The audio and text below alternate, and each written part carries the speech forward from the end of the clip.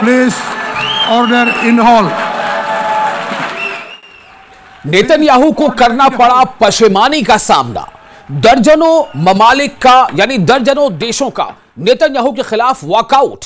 अब जरा सोचे कि इस्राएल का वजीर आजम जब कहीं कुछ स्पीच देने के लिए खड़ा हुआ है तो उसके सामने से कई मुल्कों के रिप्रेजेंटेटिव, कई मुल्कों के सरबराह वॉकआउट कर जाते हैं। यह कितनी बड़ी पशेमानी की बात है। नेतन्याहू के खिलाफ अक़वाम मुत्तहिदा में यानी यूनाइटेड नेशंस के जनरल असेंबली में शदीद रद्द-ए-अमल। आलमी दबाव के बावजूद इस्राइल जंग पर कायम। अब जरा अंदाजा करें, एक तरफ दुनिया के ज्यादातर मुल्क इस्राइल की मजम्मत कर रहे हैं, इस्राइल के एक्शन को कंडेम कर रहे हैं, गजा में बच्चों को, औरतों को मारे जाने के खिलाफ आवाज उठा रहे हैं, लेकिन नेतन्याहू का क्या कहना है कि वो जंग जारी रखेंगे। आखिर आप किससे जंग कर रहे हो? बच्चों से? आप किससे लड़ रहे हो? औरतों से, महिलाओं से? क्या तमाम के तमाम फिलिस्तीन के लोग, तमाम के तमाम गजा के लोग हमास हैं? क्या सबके सब हमास के मेंबर हैं? अगर नहीं तो फिर उनकी जानों का जिम्मेदार कौन है? अगर मासूम बच्चे मारे जा रहे हैं तो उसके कत्ल का इल्जाम और उसके कत्ल का जुर्म किसके ऊपर आएगा? अगर खातून वहां मारी जा रही हैं तो उसके कत्ल का इल्जाम, उसके कत्ल का कसूरवार कौन होगा? अब तक 65,000 से ज्यादा फिलिस्तीनी जाँ बहक हो चुके हैं, 90% बेघर हैं। लेकिन इस्राएली वजीर आजम बेंजामिन नेतन्याहू ने जुमे को अक़वाम मुत्तहिदा की जनरल असेंबली से खिताब में जब कहा तो यह कहा कि इस्राएल को गजा में काम मुकम्मल करना होगा। कौन सा काम? सवाल यह है, इस्राएल चाहता क्या है? इस्राएल किसे मारना चाहता है? क्या घरों की दीवारें हमास हैं? क्या बहुमंजिला इमारतें, क्या 6 मंजिला, 8 मंजिला जो घर हैं, बिल्डिंग्स हैं, सोसाइटीज हैं, स्कूल्स हैं, अस्पताल हैं, क्या वो हमास है? या हमास किसी जीते जागते इंसान का नाम है? अगर वो हमास को टारगेट करना है तो फिर ये औरतें, बच्चे जो मारे जा रहे हैं, ये कहा जा रहा है कि अब तक जितने लोग मारे गए हैं उसमें ज्यादातर आम शहरी हैं। हर 4 में से 3 आम शहरी हैं, यह बताया जा रहा है। ये आंकड़े हैं। तो फिर इस्राएल चाहता क्या है? इस्राएल किसे मारना चाहता है और किसे मार रहा है? 70,000 के आसपास जो अभी तक इस्राएल ने वहां पर जाने ली है, उन 70,000 में से ज्यादातर औरतें और बच्चे मारे गए हैं। क्या वो हमास के लोग हैं?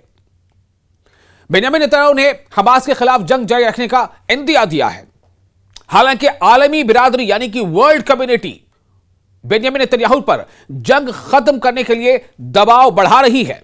नेतन्याहू के खिताब से कबल दर्जनों मुल्कों के रिप्रेजेंटेटिव्स, उनके सरबराह ऐवान से वॉकआउट कर गए, यानी कि एक तरह से उसके खिलाफ मैंडेट देते हुए कि हमें नेतन्याहू को नहीं सुनना है। नेतन्याहू को बायकॉट किया लोगों ने। हॉल में उनके खिलाफ नारे भी लगे। जी हां, आप सोचें, नेतन्याहू जब बोलने के लिए खड़े हुए तो उस हॉल में, यूनाइटेड नेशंस जनरल असेंबली के उस हॉल में नेतन्याहू के खिलाफ नारे लगे, इस्राएल के खिलाफ नारे लगे। और नारे लगाने वाले कौन लोग थे? नारे लगाने वाले तमाम मुल्कों के सरबराह थे, देशों के नुमाइंदे थे, उनके प्रतिनिधि थे, उनके लीडर थे, उनके नेतृत्वकर्ता थे, उनके कायद थे। लेकिन एक चीज यह भी बता दूं कि अमेरिकी वफद यानी कि अमेरिका का जो डेलीगेशन था उस हॉल में, वो अपनी सीट पर यूं ही बैठा रहा। अमेरिकी वफद अपनी सीट पर मौजूद रहा। बाकी देशों के लोग वॉकआउट कर गए, उस हॉल से बाहर निकल गए, लेकिन अमेरिका के लोग बैठे रहे। इसका क्या मतलब है? इसका संदेश साफ है कि इस्राएल जो करना चाहता है उसमें अमेरिका की 100% हामी है। 100% अमेरिका को उसको साथ है। यानी अगर international criminal court Benjamin Netanyahu के खिलाफ अरेस्ट वारंट जारी करता है तो इसका मतलब क्या है कि जो उसने जुर्म किया है या जिस जुर्म का इर्तिकाब करने का उनके ऊपर इल्जाम है, उसमें साथी कौन है? कौन उसकी मदद कर रहा है? यह बड़ा सवाल है। आपको बता दें कि सतही नुमाइंदे गैर हाजिर थे। जितने भी उसके सतही नुमाइंदे थे लगभग, यानी कि अमेरिका की वफद अपनी नशस्तों पर मौजूद रहा, मगर आला सतही यानी जो टॉप के जो दीगर लोग थे वो वहां से गैर हाजिर थे। इस्राएली प्राइम मिनिस्टर ने हमेशा की तरह चार्ट का सहारा लिया और अपने नक्कादों पर यहूद मुखालिफ रवैये यानी एंटी सेमिटिज्म का इल्जाम लगाया। उन्होंने अमेरिकी सदर डोनाल्ड ट्रंप की तारीफ करते हुए कहा कि वो इसराइल के सबसे बड़े इत्तेहादी हैं। यानी कि खुद इसराइल इस बात को यूएनजीए में मान रहा है कि सबसे बड़ा इत्तेहादी, सबसे बड़ा दोस्त इसराइल का कौन है? अमेरिका है। लेकिन दोस्त की जिम्मेदारी क्या होती है?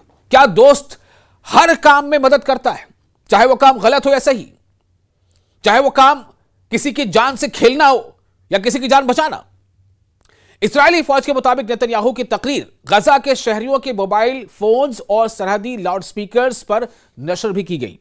यह खिताब एक ऐसे वक्त में हुआ जब ऑस्ट्रेलिया, बर्तानिया यानी ब्रिटेन, यूके, फ्रांस, कनाडा और दीगर मगरबी ममालिक यानी पश्चिमी देश फिलिस्तीन को बतौर रियासत, बतौर देश तस्लीम कर चुके हैं।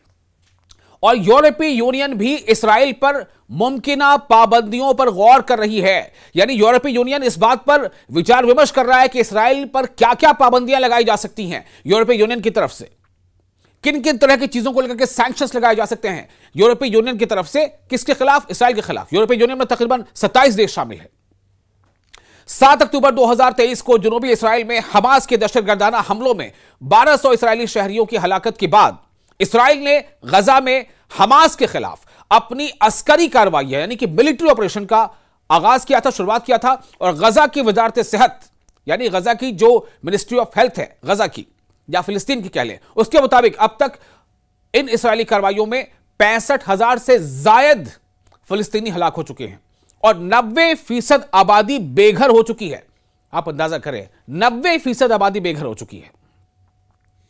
फिलिस्तीनी सदर महमूद अब्बास ने एक रोज कबल वीडियो लिंक के जरिए जनरल असेंबली से खिताब में आलमी बिरादरी पर जोर दिया था कि फिलिस्तीनी अवाम को उनके जायज हुकूक दिलवाए जाएं और मकबूजा इलाकों से इसराइली कब्जा को खत्म कराया जाए। यहां एक चीज और आपको बता दूं, अमेरिका की जो बातें होती है ना, बड़ी बड़ी डेमोक्रेसी, पब्लिक, ह्यूमन राइट्स, लेकिन आप सुने, आपने अभी एक बात गौर की, मैंने क्या कहा कि फिलिस्तीनी सदर महमूद अब्बास ने एक रोज कबल वीडियो लिंक के जरिए जनरल असेंबली से खिताब में आलमी बिरादरी पर जोर दिया था। क्या जोर दिया था? कि फिलिस्तीनी अवाम को उनके जायज हक दिलवाए जाएं और मकबूजा इलाकों से इसराइली कब्जा खत्म कराया जाए। वीडियो लिंक के जरिए क्यों खिताब किया पता है आपको? क्योंकि अमेरिका ने अब से चंद हफ्तों पहले फिलिस्तीन की जो अथॉरिटी है उनके अमेरिका आने पर पाबंदी लगा दी है। आप सोचिए, यानी जिस बेंजामिन नेतन्याहू के खिलाफ इंटरनेशनल क्रिमिनल कोर्ट ने अरेस्ट वारंट जारी किया है, उसके आने पर, अमेरिका आने पर कोई पाबंदी नहीं है। और जिसके खिलाफ ऐसी कोई बात नहीं है, फिलिस्तीन के सदर महमूद अब्बास, उसे अमेरिका आने पर पाबंदी लगा दी है, वीजा इशू नहीं किया गया। नतीजा क्या हुआ कि महमूद अब्बास यूएनजीए के उस सेशन में शामिल नहीं हो पाए खुद, यानी कि वहां पर शख्सी तौर पर वो मौजूद वहां नहीं हो पाए, क्योंकि अमेरिका पे आने पर पाबंदी लगा दी अमेरिका ने। तो वीडियो लिंक से खिताब करना पड़ा। आप देखिए दोहरा रवैया, किस तरह का दोहरा रवैया है, जिसके खिलाफ इंटरनेशनल क्रिमिनल कोर्ट ने अरेस्ट वारंट जारी किया है, अरेस्ट वारंट, उसके बावजूद वो अपने देश इसराइल से कहां आता है? अमेरिका, और यूएनजीए के इजलास में शामिल भी होता है। और जिसके खिलाफ ऐसी कोई कार्रवाई नहीं हुई है, ऐसा कोई वारंट जारी नहीं हुआ है, उसे अमेरिका अपने आने पर पाबंदी लगा देता है। बहरहाल ये एक हकीकत आपके सामने हमने रख दिया। तो नेतन्याहू ने ताहम अपनी तकरीर में दो टूक मौक़िफ़ अपनाते हुए कहा कि फिलिस्तीनी रियासत का क़याम हमास को इनाम देने के मुतरादिफ होगा और वो ऐसा कभी नहीं होने देंगे। यानी एक तरफ अमेरिका को छोड़ करके, यानी कि जो यूएनजीए के 193 देश हैं उनमें से 142 से ज्यादा देश, 142 से ज्यादा मुल्क, जिसमें फ्रांस शामिल है, कनाडा शामिल है, ऑस्ट्रेलिया शामिल है, जिसमें ब्रिटेन शामिल है और ऐसे कई देश शामिल है। बाकी तो लोग पहले से जो मान रहे हैं इसको वो तो है ही, चाहे अरब ममालिक हो, चाहे हिंदुस्तान हो, चाहे पाकिस्तान हो, जो भी 193 में से 145 से उससे ज्यादा देश ये कह रहे हैं कि फिलिस्तीन को हम एक अलग कंट्री, एक अलग स्टेट के तौर पर मानते हैं, उसे हम रिकॉग्नाइज करते हैं। लेकिन इसराइल क्या कह रहा है कि फिलिस्तीन को अलग स्टेट, अलग कंट्री के तौर पर माना जाना, ये इसराइल कहता है कि उसे कबूल नहीं है और हम ऐसा नहीं होने देंगे। ये इसराइल कह रहा है कि हम ऐसा नहीं होने देंगे। किसके शय पर कह रहा है? किसके शय पर कह रहा है इसराइल ऐसा? किसकी हिमायत हासिल है उसे? वो जो अपने देश को सुपर पावर कहता है, क्या उसकी हिमायत नहीं, जो बड़ी बड़ी डींगे हाँकता है ह्यूमन राइट्स को लेकर के, इंसानी तहफुजात के दावों को लेकर के। बहरहाल, तो गजा की सिविल डिफेंस एजेंसी ने कहा है कि जुमे को इस्राएली फौज के फिजाई और जमीनी हमलों में मजीद 22 फलस्तीनी हलाक हो गए, जिसे फलस्तीनी ये कहते हैं कि शहीद हो गए, जिनमें से 11 हलाकतें गजा सिटी में हुई।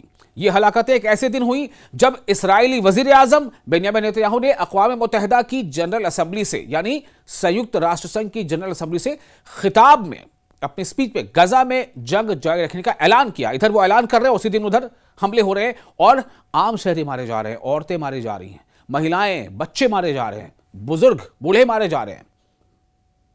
उनको खाने पीने की कमी हो रही है, उन्हें अद्वियात की कमी हो रही है, उन्हें दवाओं की कमी हो रही है। अस्पतालों में बम गिरा के अस्पतालों को तबाह कर दिया गया है, स्कूलों में बम गिरा के स्कूल को पढ़ने लायक रहने नहीं दिया गया कि वहां जाके कोई पढ़े। इबादत गाहों को निशाना बनाया गया है, मस्जिद तो छोड़िए, मस्जिद को निशाना बनाया ही जा रहा है, कई चर्चों को भी निशाना बनाया गया या निशाना बन गए। इस्राएली फौज ने एक बयान में कहा कि गुज़िश्ता 24 घंटों में गजा भर में 140 से ज्यादा मकामात को निशाना बनाया गया, जिनमें दहशतगर्द, सुरंगें और अस्करी ढांचे शामिल हैं।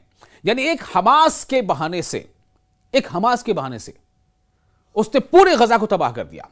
आप सोचें, क्या दुनिया यह कहती नहीं है कि इस्राएल बहुत हाईटेक है? क्या दुनिया यह कहती नहीं है कि इस्राएल के पास बहुत हाईटेक हथियार है? क्या इस्राएल ने ईरान के अंदर इस्माइल हानिया को नहीं मारा? ईरान के अंदर, दूसरे देश के अंदर, जबकि उस देश की अपनी सिक्योरिटी सब कुछ तमाम कुछ है, फिर भी इस्राएल के इसमें कामयाब नहीं हुआ। क्या इस्राएल ने कतर के अंदर हमला नहीं किया, एक खास पिन पॉइंट करके उस जगह पर? अगर इस्राएल ऐसा कर सकता है तो क्या इस्राएल अपने बंदियों को चाह ले तो ढूंढ नहीं सकता? अगर इस्राएल चाह ले तो अपने हॉस्टेजेस को ढूंढ नहीं सकता गजा में? उसे तलाश नहीं कर सकता क्या? अगर कर सकता है तो फिर क्यों नहीं कर रहा? क्या वो इसी बहाने से, क्या वो इन्हीं हॉस्टेजेस के बहाने से जंग तवील करना चाह रहा है, खींचता चला जा रहा है, जो अब तक 2 साल लगभग हो चुके, और उस बहाने से वो गजा के लोगों को वहां से बेघर कर रहा है, उन्हें मार रहा है? उन्हें पहले ही कहा जाता है कि आप रेफ्यूजी कैंप में जाए, वहां महफूज रहेंगे। जब लोग वहां रहते हैं तो वहां भी बम गिराया जाता है। उन्हें कहा जाता है कि आप फलां जगह जाइए, वहां पे आपको एड मिलेगा, वहां पे आपको खाने की चीजें तकसीम की जाएंगी। वहां लोग जाते तो वहां गोलियां चलाई जाती हैं। तो क्या हो रहा है इस दुनिया में? लोग सवाल उठाते हैं, और इसीलिए जिन लोगों तक ये आवाज पहुंची है, जिन मुल्कों तक ये आवाज पहुंची, चाहे वो मशरिक के मुल्क हो चाहे मगरिब के, जहां इंसानियत जिंदा है, वहां के लोग सड़कों पर उतर आए और वहां लोगों ने अपनी हुकूमतों पर दबाव बनाया कि फिलिस्तीन को रिकॉग्नाइज किया जाए, इसराइल पर दबाव बनाया जाए और इसराइल पर पाबंदियां लगाई जाए। इसलिए आपने देखा कि फ्रांस ने माना कि हम फिलिस्तीन को एक अलग मुल्क मानते हैं, फिलिस्तीन के लोगों को भी ये इस बात का हक है कि उनका अपना वतन हो, अपना कल्चर हो, अपनी सेफ्टी हो, सब कुछ हो, और इसके लिए हम उसे रिकॉग्नाइज करते हैं।